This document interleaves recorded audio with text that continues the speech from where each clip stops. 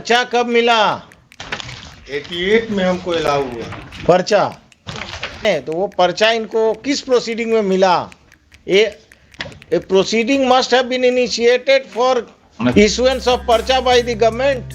जिंदा है अभी पर्चा वाले 74-72 वाले।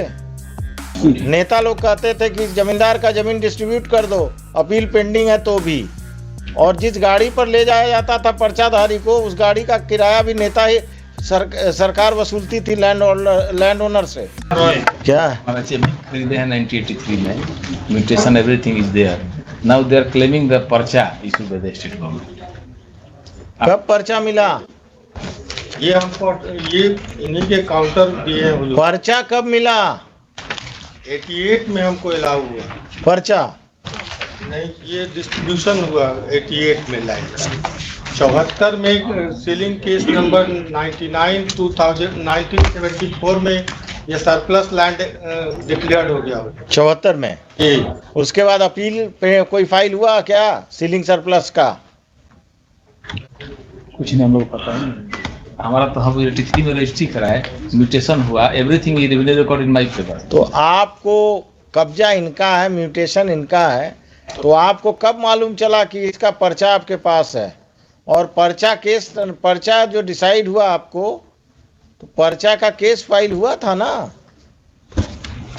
क्या है पर्चा का, कौन सा केस कहलाता है वो? 2016 में ही लोग पर्चा लेके नहीं, तो वो पर्चा इनको किस प्रोसीडिंग में मिला?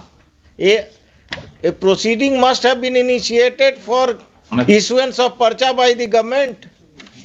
But I am not aware. You are not aware, then you go with the parcha in Gandhi Maidan.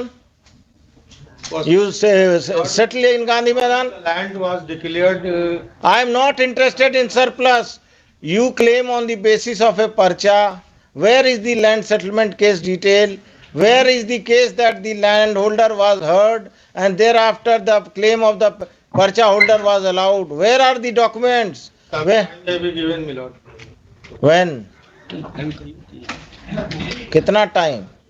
Or The learned counsel for the respondent number 6 prays for 4 weeks time to bring on record the supporting documents to show that he was bona fidely settled the land, a part of land, and was granted parcha by the government.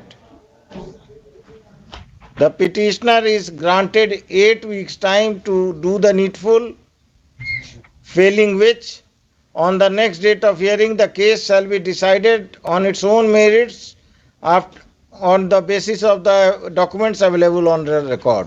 ये जितना पर्चा आ रहा है ना, और पर्चा आपके पिताजी के नाम से था कि आपके नाम से था? मेरे ही नाम से। कितना उम्र है आपका?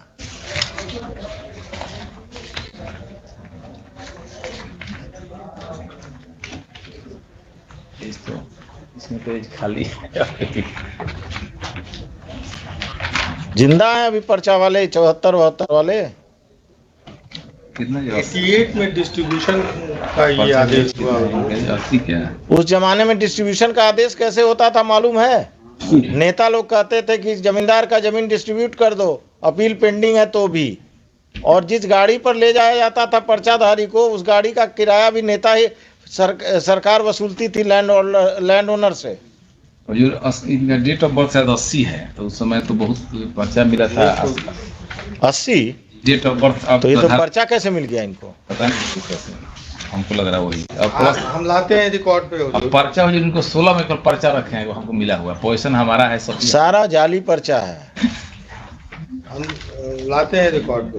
हमको अगर आप सेटलमेंट केस नंबर नहीं रिकॉर्ड दीजिएगा तो आपका पर्चा फेक है।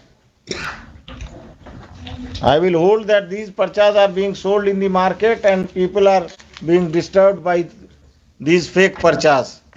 I will direct for an inquiry by the district magistrate. अगर अगले डेट पे नहीं दीजिएगा। कोई इंट्रीम ऑर्डर भी है? इंट्रीम तो मिला हुआ, इंट्रीम मिला हुआ। The interim order shall continue. Interim order, if any, shall continue. 8 weeks. Respondent लिख दीजिए, रेस्पोंडेंट।